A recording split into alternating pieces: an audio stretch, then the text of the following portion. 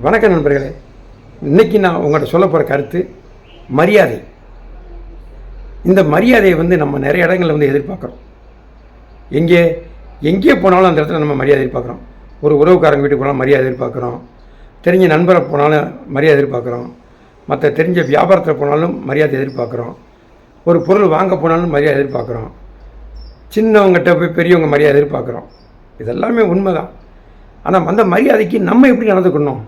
நம்ம இந்த இடத்துல ஒரு பணிவை நடந்துக்கணும். அந்த பணிவு தான் நமக்கு மரியாதை கொடுக்கும். நம்ம செய்யக்கூடிய செயல் இருக்குது. அந்த இடத்துல நின்றுட்டு ஒரு பொருள் வாங்க போகிறோம். அந்த பொருள் வாங்குகிற இடத்துல அவங்ககிட்ட நிறையா பேர் கேட்பாங்க, யோ அந்த பொருள் என்ன விலையா? ஐயா வண்டியில் உட்காந்த மணிக்கு ஐயா எனக்கு அதில் ஒரு 1/2 கிலோ கட்டி கொடுங்க அப்படிம்பாங்க. வண்டியில் உட்காந்த மணிக்கு ஐயா ஒன்று சாம்பிள் கொடுங்க அப்படிம்பாங்க. இதெல்லாம் ஒரு மரியாதை கிடையாது. மரியாதை என்பது நம்ம வயசில் கிடையாதுங்க. நம்ம நடக்கிற விதங்களில் தாங்க இருக்குது.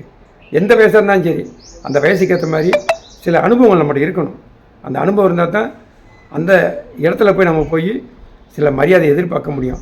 மரியாதை கொடுத்து மரியாதை வாங்கன்ற ஒரு நல்ல தத்துவத்தை தெரிஞ்சுக்குங்க. இதுதான் உண்மை, நடைமுறை வாழ்க்கையில் உண்மை. இதில் யாரும் கோவப்படுறதுக்காகவோ மனசு கஷ்டப்படுறதுக்காகவோ பேசலை. உண்மை அதாங்க. இனி போகிற காலங்களில் நிறைய இடங்களில் சின்ன ஆளுகிட்ட பெரியவங்க பணிஞ்சு போகணும். இது இன்றைய நடைமுறை வாழ்க்கையில் மிக மிக கடைப்பிடிக்க வேண்டிய ஒரு விஷயம்.